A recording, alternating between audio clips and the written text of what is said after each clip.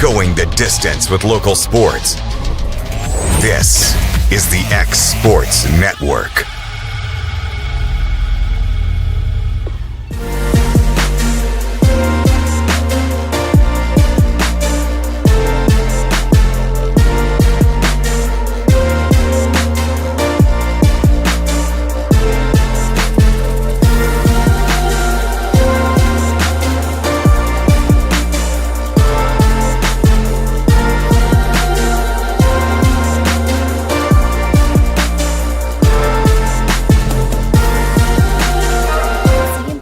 Fast, friendly, and reliable service is our promise to you because you're not just a customer, you're family.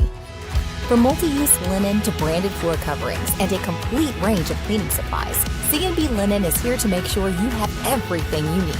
From our high-quality products to our fast, friendly, and reliable service, you'll experience the difference with C&B Linen because you're not just a client, you're part of our family. You'll be winning with C&B Linen.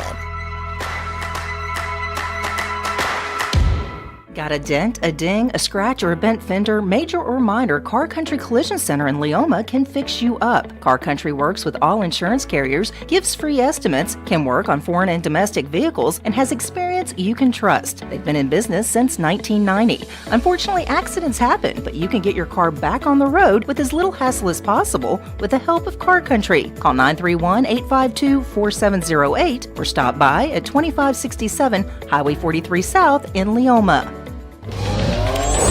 Going the distance with local sports. This is the X Sports Network. Welcome to X Sports Today. AJ Good here with Taylor Plott and Michael Marks. We'll get to our Wayback Wednesday part here in just a little bit. But guys, let's get to the headlines so far of the day. Over in college football, the latest top 25 from the CFP has been announced. No surprise there at the top with Ohio State, Indiana, A&M, and Alabama. If the season were to end today, those would be your top four seeds. Two Big Ten, two SEC. Behind it, Texas Tech moving up after a pretty big win there, but certainly plenty of places for people to rise in the fall over the next couple weeks, which is to be expected. Yeah, I just feel that Georgia Tech has been extremely disrespected by the College Football Playoff Committee. They have one loss, and they are ranked 16th in the country. They're behind a team in their own conference that has two losses, both to unranked teams. I just feel like Georgia Tech has been extremely disrespected by the Playoff Committee because I mean, you can't convince me that they're not better than a Utah or an Oklahoma, but that's neither here nor there. Yeah, just kind of scrolling through, obviously, like you said, the top four, that's, kind of straightforward. Everybody was winning. Georgia still at 5. The thing that interests me, at least going down the road, are Texas Tech's going to be in there, but also the 7 through...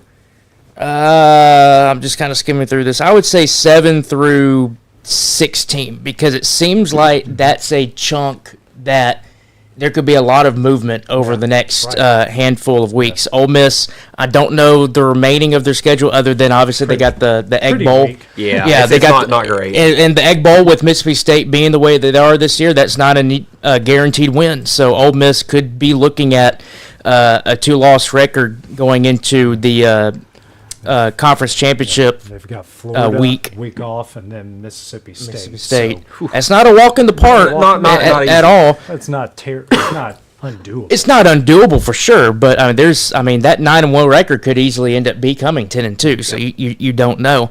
The other thing would be, what does Texas do? We talked about their schedule coming up. I wouldn't be shocked if they end up going 1-2 or 2-1 over the next 3 games. So they could be looking at 3 losses. Oklahoma in the mix as well. BYU is going to be interesting. And then you kind of look towards that Utah, Vanderbilt, Miami, and Georgia Tech. Because for some reason, I feel like whoever is going to end up being the last team in could come from that group. You could throw Texas and Oklahoma in there too, but there's just something about that BYU, Utah, Vanderbilt, Miami, and Georgia Tech, because if there is going to end up being an ACC team that gets a at-large bid, it's going to be Miami or Georgia Tech. It's probably going to be one of those two. And I mean, who knows? Vanderbilt, they still sitting there with 2 losses. There's a chance that they might be able to sneak in if they end up beating Tennessee. But that my eye just goes to that group that is around that just kind of 7 through 16. That there's going to be a lot of movement, and that's going to make or break your college football playoff chances. Yeah, and I think where they put Utah is really interesting because they're not going to move Utah over BYU. What does Vanderbilt have to do to jump Utah? Because I think Vanderbilt with 2 losses right now is probably the most interesting of these teams right here because they probably have the most to do work-wise. And I don't know if they have a big enough game on their schedule left to finish it because their only ranked matchup is Tennessee. They have Kentucky and Tennessee as their last 2 games. Yeah, and Utah's both of their losses are to the 2 best teams in the Big 12. Yep. Texas Tech throttled them at home and a close loss at BYU. Yeah. Game they maybe could have won. They've got Baylor and both Kansas schools. You went out again. It's one of those. It's just one of those years, guys, where you can be a 10-win team and not get into the playoffs. And it's so top heavy. Yeah, and Vandy could be one of those. You bring Vandy up. Vandy's best path right now is obviously win out. You got to handle Kentucky, and you got to go. It's to Neyland, right? Yes. They got to go into Neyland and get a win. Now, obviously, if you do that, regardless of what Tennessee's ranking is, that's going to be a big eye test for the committee to look at Vanderbilt. And so that in itself could be big for them. But they really need Texas to end up getting that 3rd loss and Oklahoma ending up getting that 3rd loss because then that brings a 10 and 11 out of that spot and you're able to possibly get in there as the last team in. So BYU, like you said, is interesting. But, man, I know it's talking about Vanderbilt, but Vandy is sitting right there, and I'm going to say this: Texas is getting a 3rd loss. Yeah, I think they lose. I think they lose to A&M. I think they lose to A&M. So I could lock with Texas getting out of that top spot. They're at Georgia. Texas has a brutal schedule to end the season. I mean that bodes well for Vandy, and who's Oklahoma got left? I know LSU's their last week. I'm pretty sure. So, I mean, they're at Bama this weekend. That's right. They got Bama this weekend versus Missouri, home versus LSU. None of those are easy. No. Heck, I mean, Vanderbilt could be sitting pretty. That is their make or break game is going to end up being Tennessee. Them having an off week could be the best thing that ever happened. It could be because it's Kentucky, Tennessee, not a murderer's row, but you could certainly lose both of those games too. Then you look at those Georgia Techs and Notre Dame. I'm really curious what the gap between them and Oregon is because that's kind of where you start getting into the 2-loss teams. How big of the gap really is between 8 and 9. I mean, Notre Dame does not have an impressive win on the schedule. Now they can get one this weekend, but after that, it's pretty bleak. But who's their one so far? Is it USC? Was it about USC? Probably winning home against USC. Again, 3-point loss to Miami, a 1-point loss to A&M, and they've pretty much throttled everybody else except for USC. Honestly, who they beat by 10. Is it crazy to say that Notre Dame's best win is at Arkansas? And the quality of win because that is on the road in an SEC team that teams like Texas A&M and Tennessee have struggled with, and they beat them by 46. Yeah. But I mean, Pitt can do us a solid by just taking care of them and getting rid of that problem right now. Because they're only in there because their name is Notre Dame. Yeah, and Pat Narduzzi has done his job and said that I hope we get beat 110-10. So let me go off of that because I was about to go on a little spill here. Yeah. This includes Alabama. This includes Georgia. All of the big name programs. Can we please stop giving these programs the benefit of the doubt when you are looking at it face value that this team is not good? Yeah. I would, if for some reason Alabama, they lost to Florida State and all of a sudden you're sitting here and they're like 8-2 and they're sitting at right around the 8 ranking or something. Yeah. I'm going to be like, they don't need to be 8. Yeah. Because, I mean, you need, Notre Dame, in my opinion, does not need to be 9. Are they in the top 25? Yes, they're in the top 25. Are they in the top 15? Probably. But that's probably it. That's probably it. Yeah. But can we please stop getting these big name teams the benefit of the doubt if the eye test doesn't meet that? If you win, you win. If you lose, you lose. And you need to be ranked based on that. I know people are going to say, oh, well, there's no bias. Mm-hmm. And so there's bias. There's bias towards look at some of the logos up there. Look at some of the logos. There's bias to Alabama. There's bias to Georgia. There's bias to Ohio State. honestly, I think Indiana should be number one. They're the one that has proven the most so far that they can actually win these big games at a decent margin. Yeah, you can go back and look at Penn State last week. Okay, you had to have a miracle catch to do that. Fine. But the other 9 games that you've played have looked really, really good. But please, I mean, just that has always irked me, regardless if it's Alabama or Georgia or anybody. They need to be ranked based on what they've actually proven. And I'm going to bounce off you on that. I think Texas A&M has been extremely disrespected as well. Right. How many teams in the SEC do you think could be 8-0 and would be number 3 right here? If Alabama was undefeated, they would be number 1 or number 2. Georgia, I think, falls into there. Maybe Ole Miss. I know Texas falls in there. Maybe Oklahoma. Even you could go to the ACC. If Miami, a Florida State. You could even maybe go into the Big 12 with maybe a Texas Tech. But I feel like Texas A&M is just being extremely disrespected at number 3. I agree. If I had to say, like, this was my unbiased top 5, I would go. I could go back and forth with number 1 with Indiana or Texas A&M. I think both of them have proved that they are like the tied for number 1 in the nation. So right now I would probably lean A&M as number 1 because being in the SEC. So I go A&M, Indiana. I would probably go Ohio State, Alabama, Georgia. I mean, that's how I would kind of be unbiased with that. But you're right, A&M has been I wouldn't say overlooked, but I would think they would at least be unappreciated right now. So I would, the best word. I would go them and Indiana 1 and 2. But man, you could flip those with number 1 and be okay. Yeah. Well, guys, in news of Major League Baseball, Cleveland Guardians pitcher Luis Ortiz pled not guilty Wednesday to charges that he and teammate Emmanuel Clase took bribes to help gamblers win bets placed on pitches they threw. The 26-year-old starting pitcher appeared in Brooklyn federal court after his initial arrest Sunday at Boston's Logan International Airport. He was released on $500,000 bond, GPS monitoring until his next court date. He can only travel to New York, Massachusetts, and Ohio. Obviously, that's where Cleveland is. Did not respond to reporters afterwards. Clase, the Guardians' former closer and 3-time All-Star, will be arraigned at the same courthouse on Thursday. The 2 natives of the Dominican Republic have been on non-disciplinary paid leave since July, when MLB began investigating what it said was unusually high in-game betting activity when they pitched. Prosecutors say Ortiz and Clase took $7,000 in payoffs to help 2 unnamed gamblers in their home country win at least $460,000 on bets placed on the speed and the outcome of certain pitches. They say Ortiz, who earned a $782 and $600 salary this year, rigged pitches in games against the Seattle Mariners and the St. Louis Cardinals. I think our biggest problem here in all of this is prop bets. They are the worst thing, and it is ruining people's careers because now we can place a bet. Hey, this first pitch, I bet he's going to pitch it outside. Something like that.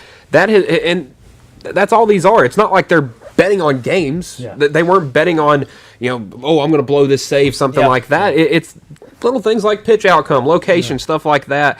And it's happening everywhere. We've seen it happen, like with Calvin Ridley in the NFL. He got suspended for a year. We've seen it with Terry Rozier in the NBA, and now with these 2 guys in Major League Baseball. I think we need to do away with prop bets. I can agree with that. I understand why they started doing that because it is fun. It's fun to be like, from me knowing pitching stuff, I like being able to watch a game and be like, all right, well, here's a 2-2 count with 2 outs. You got runners on first and third. I'm going to figure that this pitch is probably going to be like a slider outside or something. It's be in that type of game and mindset. I love being able to do that. I like the idea of being able to bet on stuff like that. But to agree with what you're talking about, it does seem like it's opened up a different avenue that maybe wasn't quite anticipated, which is it is now easier for these guys who do play the game to be able to manipulate some things and be able to gain advantage on it. Because you sit back here and you think, okay, well, he threw a pitch outside. You don't think anything of it, but then next thing you know, well, there's like $10,000 or something won, and you realize, oh, well, he did that on purpose. It's like, why was there $50,000 put on the first pitch of the 7th inning? Yeah, it's. I mean, The one instance, it said one instance, prosecutors say Clase spoke to one of the bettors by phone just before taking them out in a game last April against the Red Sox. Minutes later, the bettor, his associates won $11,000 on a wager that Clase would toss a certain pitch slower than 97.95 miles an hour. Clase and Ortiz are each charged of wire fraud conspiracy, honest services wire fraud conspiracy, money laundering conspiracy to influence sporting contests by bribery. They say this has been going on since 2023, but Clase didn't start asking for payouts until this year. Yeah. What the article fails to mention is that they have a mountain of text message evidence that this was going on. So At the end of the day, my thing is you can bet on anything. Yeah. You've been dealing with like a little bit of a cold or something. I could literally bet AJ $10 that you're probably going to cough between now and the end of the show. I'd put money on it as well. Yeah. But does that mean that should be done? No. It's like because now I can just go and boom. I won my bet. So I understand you can bet on anything, and that's the first I heard that there was a bet that it was going to be under a 97 point whatever mile per hour pitch. I hadn't heard of that before. You can bet on anything, but that doesn't mean that needs to be the case. I understand the prop bets. I am with you. I feel like if they maybe don't just tone down, just on tone them down. Like we shouldn't have specific things like that. Like I like the one that's let's say random NFL running back. We'll just go with Tony Pollard because I know he's the guy on the Titans. Combines for 84 and a half rushing and receiving yards. I like stuff like that. I like that. Yes. It's a bit over the top. Yeah, it's a bit over top. Speaking of getting in trouble, guys, Tennessee Titans cornerback Jadarius Sneed was indicted by a grand jury on Tuesday in Dallas County, Texas, on a misdemeanor charge of failure to report a felony from an incident that occurred in December 24. Sneed is accused of having observed the commission of a felony under circumstances in which serious bodily injury or death may have resulted in knowingly failing to immediately report the commission of the offense to a law enforcement officer. The charge is punishable by 1 year in a county jail and or a fine up to $4,000. The incident occurred on December 6, 2024, when Christian, I'm going to butcher this name, just a heads up, Shimiyamana? Okay. We'll go with that. Yeah, who Sure. owns an exotic car rental business and was researching vehicles for his company, was sitting inside the Mercedes G-Wagon at the dealership in Carrollton, Texas. Shimiyamana alleges Sneed and his personal assistant pulled up to the dealership in a rented Lamborghini Urus and shot at him while he was sitting inside the vehicle. Sneed is being sued by $1 million by the lawsuit filed on February 20th in Dallas County, Texas, accuses Sneed and the defendant listed as John Doe of an unprovoked attack in cold blood and broad daylight. Sneed and his accomplice were arrested by the Carrollton Police Department on allegations of aggravated assault with a deadly weapon after the shooting. That's a lot to unpack. Like, That's a lot. You're in the NFL making NFL money. Why are you with anybody? I'm not, again, this is allegedly. We don't know if this happened or not, but we will find out if this happened or not. Well, apparently it did. Yes. If he's being charged with misdemeanor not reporting it. But what, like, you make this, get out of that. Yeah. Change your circumstances. Get away from these people. They're not good for you. Well, I mean, say if you're in a rented Lamborghini and you shoot at somebody in a rented Mercedes G-Wagon, 9 times out of 10, that guy's probably going to be found. Yeah. I had a conversation, not to dive deep into this, but just to give my 2 cents. I had a conversation with a former coach of mine I say years ago. This makes me feel old now. It was a while ago, and we're talking about there was something that happened at Lee High School in Huntsville, and that's where my coach went to high school, and he played. So he knows that community well. He knows that side of town well. Definitely a little bit of kind of that rougher side of Huntsville. And he brought it up because he knew the kid and he knew the kid's family. And the kid passed away. It was a gang shooting and all of that stuff. And we had a deep heart-to-heart conversation about this. And I did ask him, I said, because he grew up in that area, I said, why is it that it seems like even though you're able to get out of that situation, you don't? And he said it is very, very hard when it is established in your life and it becomes that norm. And yeah, we can all say that, okay, well, that's a bad thing and everything like that. But you got to understand that some of these guys grow up in that, and that's all that they know. And even though they are able to get out, it's very hard or almost impossible to get out. So, I mean, that's my 2 cents on that. It's a part of the life that has been there for so long. And does it make it right? I mean, no, obviously, but is it understandable how it can be very hard? Yeah, absolutely. Yeah. Also, he's been in the league for a while. Yep. He has. I mean, Yeah. it's, if it's a rookie or a second, third year guy, You can see that. You can see because that. they haven't changed their This lifestyle. dude's a vet. Like, Yeah. you know better. You've won a Super Bowl. Man. Yeah. You know better to get out of that situation. Well, coming up next, guys, we will start a new thing on Wednesdays called Wayback Wednesday. We're talking about the greatest plays we've ever seen in person when we return. Arts, crafts, stationery, journals, books, educational toys, wrapping paper, devotionals, greeting cards, and much more can all be found at Paper and Thread in downtown Lawrenceburg. Shop local to find the perfect gift or have a custom gift basket made for just the right occasion. Paper and Thread has a party room now available for birthdays, classes, and so much more. We could go on and on about all the neat things you'll find at Paper and Thread, but you just need to hop in your car and head down there. 106 North Military Avenue in Lawrenceburg is where you'll find them and discover what makes Paper and Thread awesome. That's Paper and Thread in downtown Lawrenceburg, 106 North Military Avenue, just north of the square. For over 50 years, Southern Tennessee Regional Health System Lawrenceburg has been a cornerstone of care in Lawrence County. From cardiology to orthopedics, general surgery, primary care, and women's health, we offer compassionate expert care close to home. Our ER is now stronger than ever with more providers, chest pain accreditation, and our newest Joint Commission stroke accreditation because every second matters. Generations have trusted us for compassionate care and medical excellence. Faster, trusted, accredited. Emergency care with hometown heart. Volco Auto Supply in Lawrenceburg has a legacy of being a family-owned and operated company. Since 1927, our business has grown and evolved into today's one-stop source for all your automotive supplies. But in that time, one thing has stayed the same, and that's our commitment to our customers and their needs. At Volco Auto Supply, you'll find everything for your car, truck, or even fleet of vehicles, but with good old-fashioned customer service the way it needs to be. That's Volco Auto Supply, 416 Buffalo Road in Lawrenceburg. Visit VolcoAuto.com.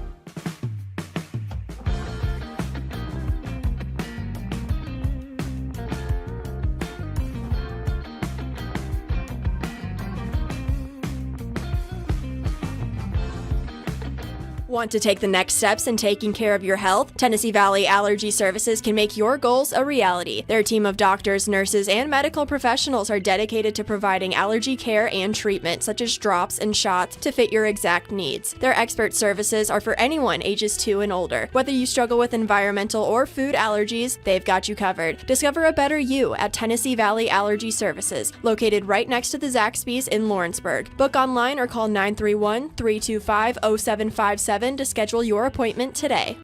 Efficiency, reliability, accuracy.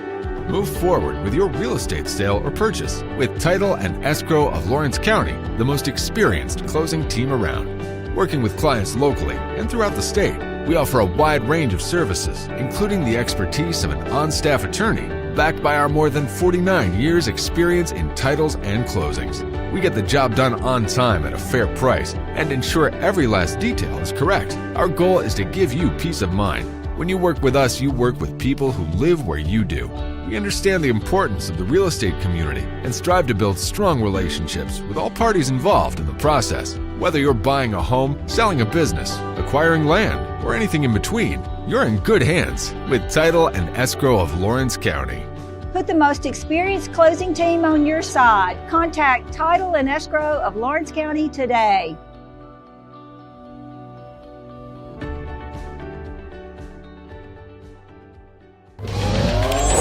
Going the distance with local sports.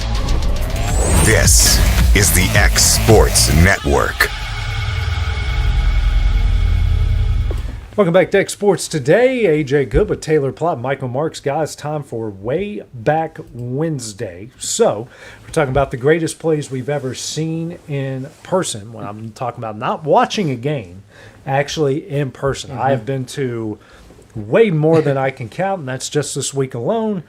Mike's been to a lot. Now, Taylor, you prefer to sit on the back porch. It's one of those. I do prefer to be at home and watch some of the games, but that doesn't mean I don't want to be there. I'd never really give more of an initiative to actually go to some of the games. Like, I'll be straight honest with you, I've never been to an Iron Bowl game. Wow. At all. Never been to an Iron Bowl. The only Alabama-Tennessee game I've been to was at Neyland Stadium. Okay, and well, if you want to go see the Titans play, it's $15 this week. Yes. Ooh, even lower. If you really want to make a trip, you can get into the Browns and Ravens for $9. It's below $10 now. Digits. It's the lowest game of the season, fellas. Wow. Must have forecast a little colder or something, because it was something. like 12 or 13 the other day. It snowed back home in West Virginia this week. It did.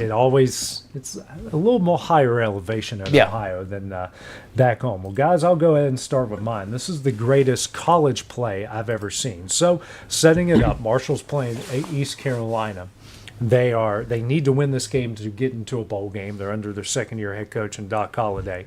So this is the last game of the regular season. They're at home, and the guy that makes this amazing play is a kid I covered in high school. His name is Aaron Dobson. So we got. But there was obviously some confusion that time between the left. Old CBS scorebook. That's CBS Sports Zone. Yeah. Sports Zone, that's right. He's up at the top. That was thrown way up there. Holy cow. What? Wait till you see the replay of this catch. Because he went like back across Yeah. this other guy, backhanded too. What a catch. Yeah, I was on the opposite sideline, so I had a pretty good view. I wouldn't, but like I put down the end zone. Here's a couple other views of it. Wow. He just, Yeah. nabbed that out of the air with one hand. Here's the best view of it. Oh my goodness. Caught it. God, he literally went like.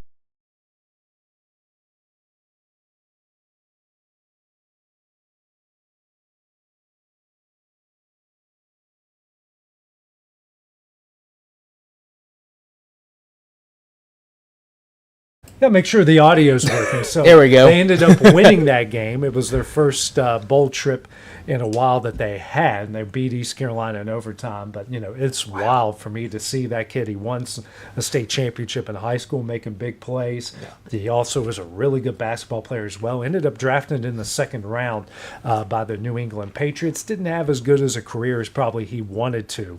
But I remember watching that going, because I was on the opposite sideline. Yeah. I had a perfect shot down, and I see him go up, and I'm like, and I see that official's hand. I'm like, He caught that? There's no way. Yeah. No way. And then, you have to go back and watch the audio or watch the YouTube video because they're watching the replay like the guys on TV are watching the replay. Yeah. So they show that other end zone shot where he makes that catch.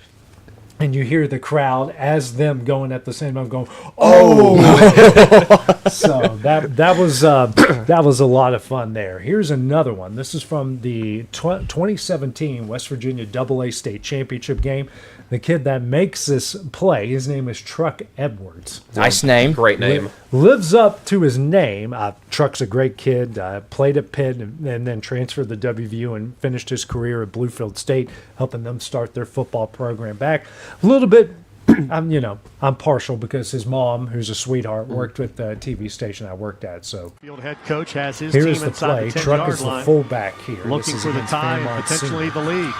1, Truck 2, Edwards gets it. 3, 4, And he fights 5. off defenders. No way. 6, And 7, what an 8. amazing run. Truck Edwards. Good Lord. I love that. That's amazing. Good Lord. He just muscled his way in. He's about, what, He looks like 5'8", maybe he looks like 210. he looks like a truck too. My goodness. Truck Edwards. We love Truck. He's a great kid, and he played with a guy who won the State Player of the Year, the Kennedy Award, which is like the West Virginia Heisman, Mookie Collier. And they were an incredible tandem. Mookie started at Marshall, then went to North Carolina Central. His claim to fame was Deion's last year at Jackson State. They got beat in the Celebration Bowl against North Carolina Central, and they lost in double overtime. And who caught the game-winning touchdown? Mookie Collier. Mookie did. Yep. So Wow. Mookie is a great kid. And again, Truck had a great career, and they stopped Fairmont Senior from having a dynasty. And the way that play didn't win them the game, they won on a quarterback sneak like late in the fourth quarter. If Fairmont Senior wins that game, they would have eventually won 3 state championships in a row. So Bluefield put a stop to that right there. That was impressive. It's one of the best high school football games I've ever seen in person, because Fairmont Senior had 2 Division I defensive linemen who both played at WVU, whose dad played at WVU, went to the NFL. Gary Stills, a legendary player there. But yeah, those are 2 of the best football plays I've seen in person. Wow. Yeah. So my first football play comes from Tennessee versus South Carolina in 2019. It was 2-5 Tennessee, 3-4 South Carolina. Nobody was watching this game. It was the middle of the day on the SEC network. I'm there with a bunch of buddies. And South Carolina wide receiver Brian Edwards. Oh, yeah. Yep. What year was that again? 2019. Rolled into the end zone as well and scored a touchdown. And I would say you'll see the replay here. Was it Muschamp was there? Yeah, that was the last year or the second to last year under Muschamp. Goes up, grabs that, one hand all the way through, and then rolled into the end zone, scored a touchdown right before half. And I was that was in the north end zone. I was in the south end zone, and just got the full view of him just reaching his arm out. And man, that was just one of those you just gotta give it to tip him. your hat. Yeah. But that catch wise, best thing I've ever seen in person. So I came up with another one as well, because I didn't realize we were going into. He's been thinking hard. I didn't realize we delved into high school, so I didn't know that I could actually bring some high school memories back here. Seen in person. Oh, seen in person. All right. Well, the first one, I'll start with college. That was the one I told you about today. And again, I've been one where I just. It's not that I would rather be home to watch a game, but I don't take the initiative to really go to some of these big games. But I will say our family went to, this was, I think, it was either the second or third year, or maybe 4, I don't remember, but it was early on in Nate Oates' career at Alabama. And he finally got well established, and we were becoming what we are today. And it was back in 2022, and it was the Big 12 SEC Challenge, and we hosted Baylor at home. Bama's unranked at this point, just outside the top 25. Baylor's number 4. And it was back and forth early on in the game, first half, and then all of a sudden Alabama went on like a 9 or 10-0 run, and the cap off the 10-0 run, J.D. Davidson, I want to say there was a steal on the back court of or the front court where Baylor was on offense, and then there was one Baylor player that actually got back towards the lane, and J.D. Davidson, I think it was Javon Quinterly who got the steal. He lobs it up to J.D. Davidson, and he like one hand tomahawks like alley-oop on top of this guy, and I have never heard Coleman Coliseum get that loud. Trying to find it. Skip to the end. I want to say it was like off of a 9-0 run. Right here. I think it was this one. Or no, that's what it was. He got the steal. Yeah. There was another. I feel like there was another play in that game. There was another play that was alley-oop, but there was that one that capped off that like big run, and Bama ended up getting the win by like 9 or 10 points, and that was a great game to watch, great game to be at. The one from high school, again, I didn't know that we were going to delve into high school. It's wide but open. This was my junior year. So long story short, let me set the stage.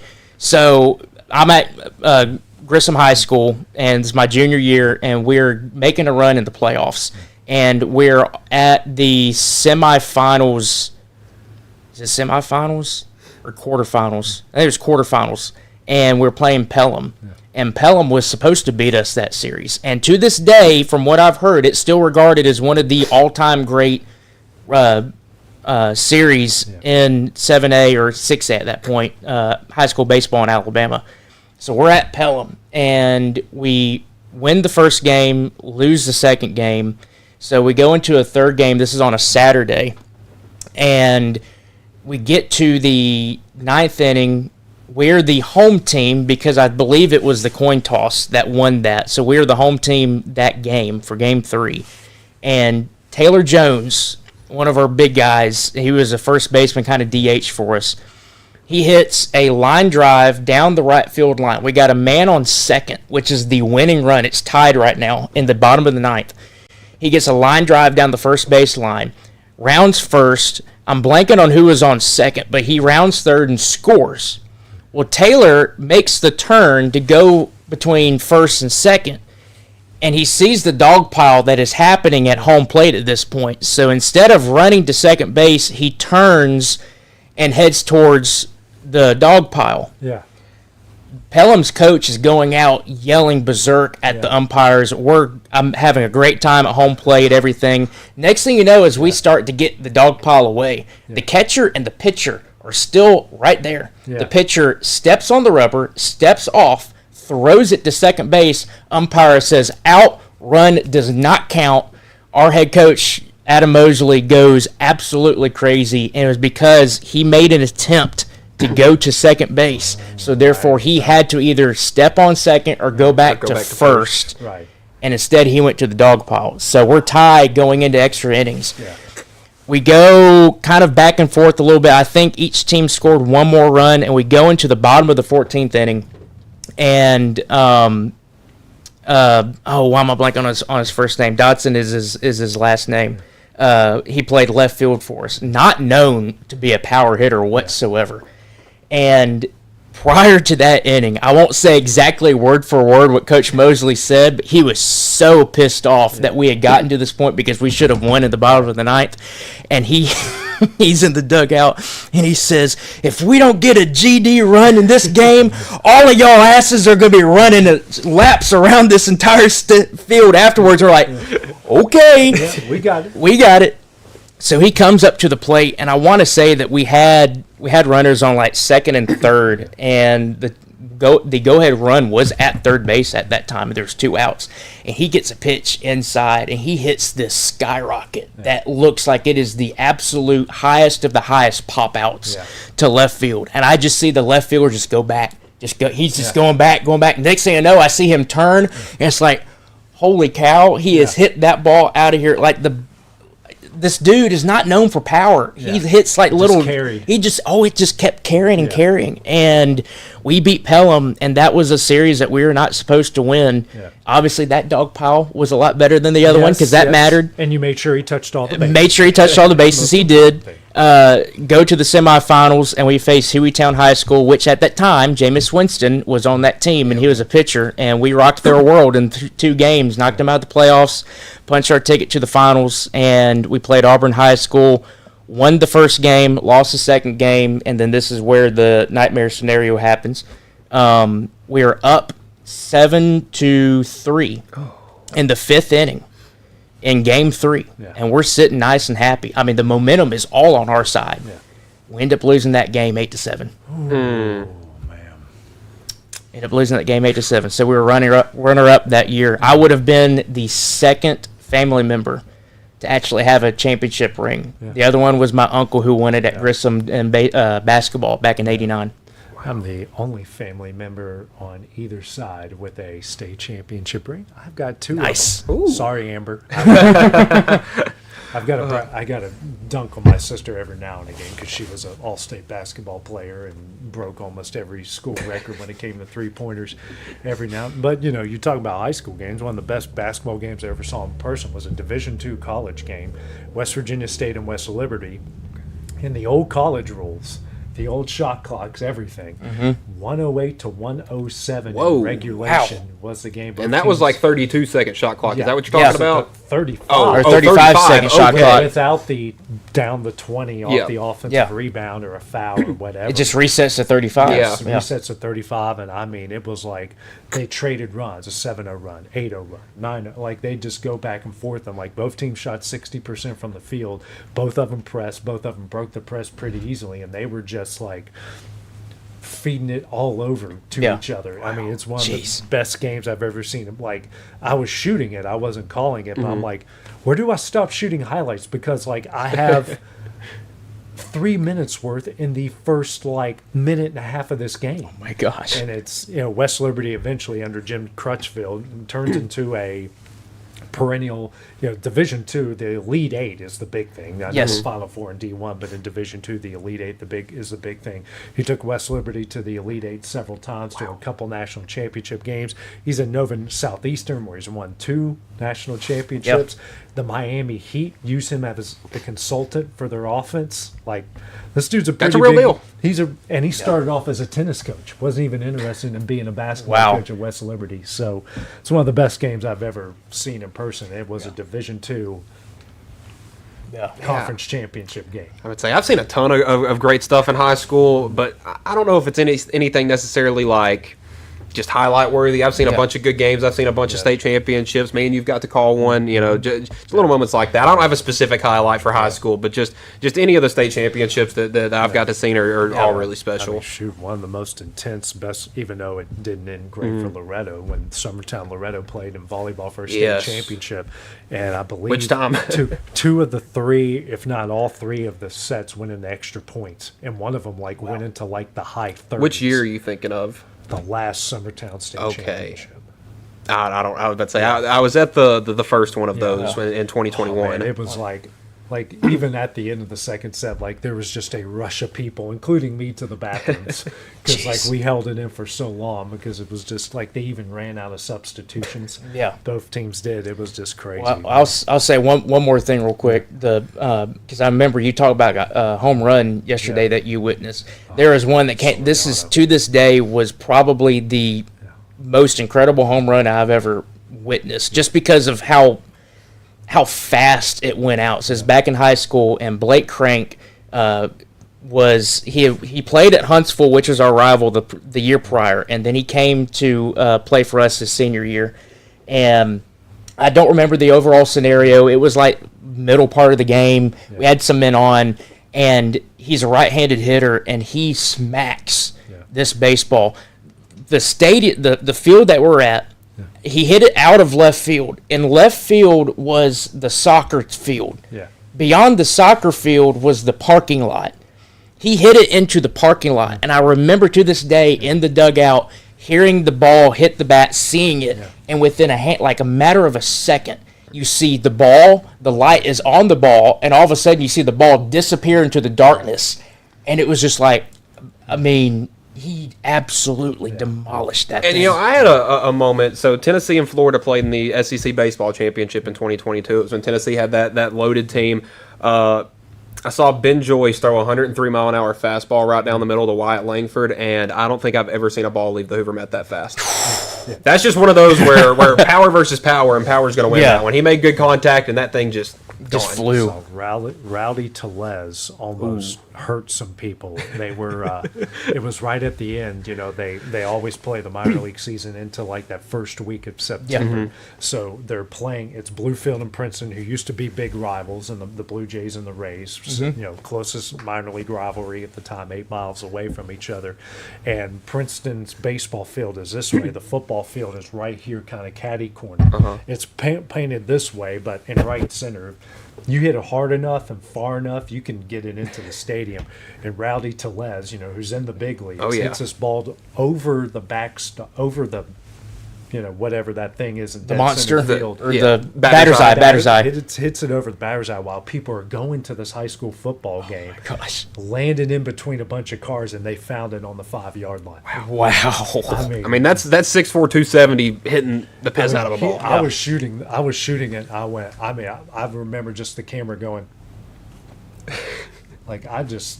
I couldn't believe it. The whole place. And then next thing you know, you heard the right fielder go, "Ford, watch out!" Watch out, because all these people standing around had no clue. They just heard the hardest crack you've ever heard in your life. And here comes this ball from this mammoth human being. So we'll talk some more. That's what Wednesdays are going to be. When we go way back, we'll talk about what's going on in the world of sports, and then we'll delve into some memories, because that's the best part about talking sports. Seeing things that what you've seen in person. So we'll do that more on Wednesdays. So for Michael Taylor, I'm AJ. We'll see you guys tomorrow at 1:30. Our football preview, getting you ready for everything going down in the world of football, coming up tomorrow at 1:30. going the distance with local sports. This is the X Sports Network.